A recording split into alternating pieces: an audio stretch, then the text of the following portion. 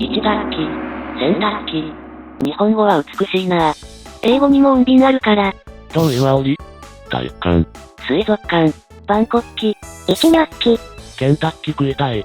部長編、ザ。エベさん。歴史的仮名遣いだと、洗濯機、と読み仮名をつけて、洗濯機、と発音する。全音がない言語とかあんの？発ポッチロール、プラスチック。楽器。